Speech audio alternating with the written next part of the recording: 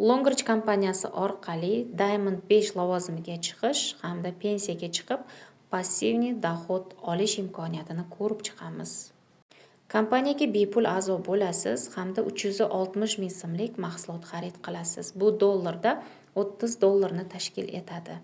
Va sizni aniq maqsadingiz daromad qilish, pensiyaga chiqish, passivniy dohodga ega bo'lish bo'lsa, mana shu strategiya orqali harakatlaning.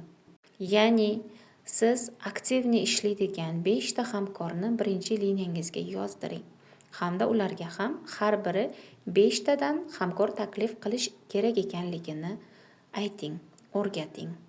Birinchi liniyaga 5 ta odam taklif qilasiz va ikkinchi liniyada taklif qilgan 5 ta hamkoringiz 5 tadan taklif qiladi, 25 tani tashkil etadi. Uchinchi liniya 25 ta odam 5 tadan taklif qilganda 125 ta. To'rtinchi liniya 125 ta odam 5 tadan taklif qilganda 625 ta. Beshinchi liniya 625 ta odam 5 tadan taklif qilganda 3125 tani tashkil etadi. Bizni 5 diamond bo'lishimiz uchun bizga 1000 ta odam yetadi. 1000 ta odam 30 dollardan mahsulot xarid qilganda 30 ming dollar tabarabbarot bo'lyapti va siz avtomatik pensiyaga chiqasiz. Lekin strategiya orqali ishlaganda har bir inson o'zini beshligini yaratganda ko'ryapsiz, 5-liniyada 3125 ta hamkor.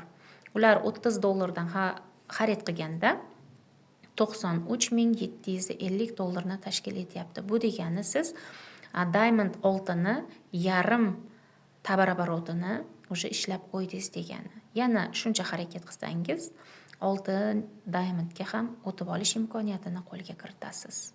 5 Diamond bo'ldingiz, sizga kompaniya tarafidan 9 million so'm pul mukofoti beriladi hamda SNG davlatlaridan bo'layotgan tabarabbarotdan 1,5% dividend olasiz. Ya'ni kompaniyaning aksionerga aylanasiz. Har oyni 10-chislosida sizga passivniy dohod tushib turadi.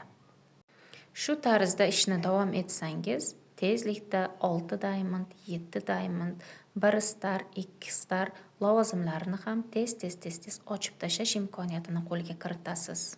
Sizdan qilinadigan talab har kim o'zini beshligini yaratish. Bu marketing klassika qizlar.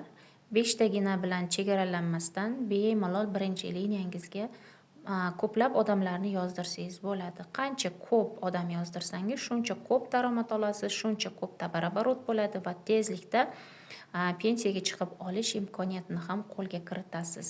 Shuning uchun kompaniyaga a'zo bo'lgandan keyin maqsad qo'yib, maqsad sari harakatlanish kerak.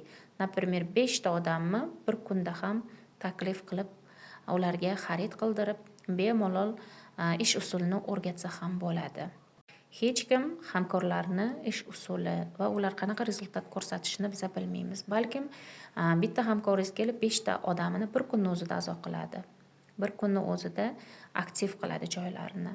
Ba'zilari esa 2 kun, 3 kun vaqt ketishi mumkin. Xullas, siz qancha tez pensiyaga chiqmoqchi bo'lsangiz, shuncha tez harakatlaning. Albatta sizda natijalar zo'r bo'ladi.